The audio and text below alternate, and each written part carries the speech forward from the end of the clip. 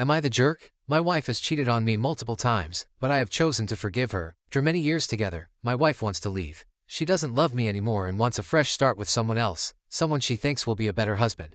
She wants me to move out of our house, the one we built together for over 10 years, which includes raising our 8-year-old child. We've been married 10 years and have a sweet, well-behaved 8-year-old daughter. Everything felt great. Good job, happy family until I found out my wife was seeing someone else. I was struggling with depression for a while and couldn't give her the love and attention she needed. This made her feel lonely, and she found comfort with someone else. It hurt a lot to realize I wasn't enough, especially when I was trying to get better in therapy. When we finally talked things out, it was a big fight. I was crying in church when her calls kept coming in, like constant reminders of the broken trust. At first, she denied everything, but the evidence on her phone was clear. There was no way around the truth, and it felt like our chance to fix things together was gone. Then, she finally admitted she was wrong. She cried and promised to end the affair and work on our marriage. I wanted to believe her, but it's hard to trust someone who betrayed you. A few weeks later, I suspected she was still seeing him, and my phone check confirmed it. My hope for a happy marriage disappeared. I was angry and disappointed. I packed my bags, ready to leave. But when I confronted her, she fell apart, crying, and even getting sick. Seeing her like that, I couldn't leave. I wish I had walked away angry instead of feeling sorry for her. Many sleepless nights later, I had a tough choice to make. Our 8-year-old daughter weighed heavily on my mind. Because of her, I decided to forgive my wife. It felt risky, but I hoped it would fix our broken marriage. It wasn't easy. I was still angry about the betrayal, which broke our trust. But seeing my innocent daughter caught in the middle made me sad. She deserved a happy home with loving parents, even if it meant I had to put my feelings aside for a while. Forgiving my wife doesn't mean I approve of what she did. It was a careful decision I made for our daughter's future. I know she hurt me, but I hope we can heal and make things better. The future is uncertain, and there could be problems we haven't thought of. But by forgiving her, I'm trying to make things work again. I really hope it's the right decision, and that our family can finally find peace and happiness. Things were getting better between me and my wife.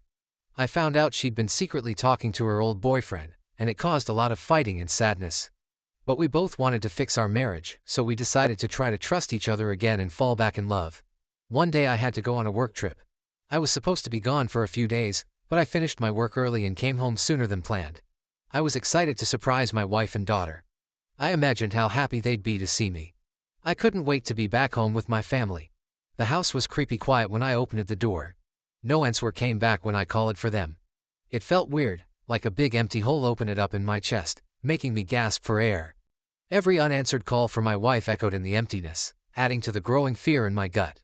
Finally, I found her in the bedroom.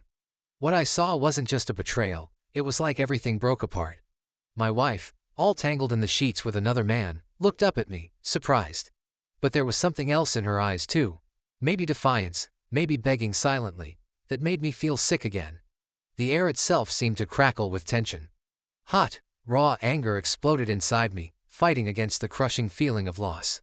Our whole life together, all the whispered promises, the shared laughter, it all felt like a cruel trick compared to this.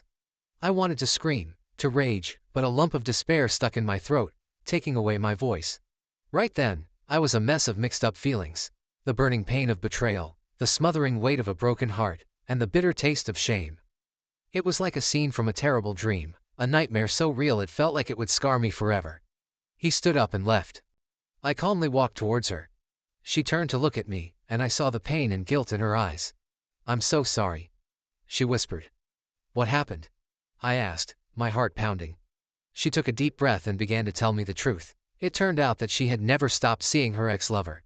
She had lied to me about cutting off contact with him, and they had been meeting in secret all along. I felt like 1,000 knives were piercing my heart. The pain was unbearable. All the trust and hope that we had worked so hard to rebuild had been shattered in an instant. I didn't know what to say or do. I just stood there, frozen in shock and disbelief. Finally, I turned and walked out of the room. I didn't know where I was going, but I needed to get away. I drove for hours, not knowing where I was going or what I was going to do. I felt lost and alone, and I didn't know how I was going to face my wife and daughter again. Eventually, I pulled over to the side of the road and got out of the car.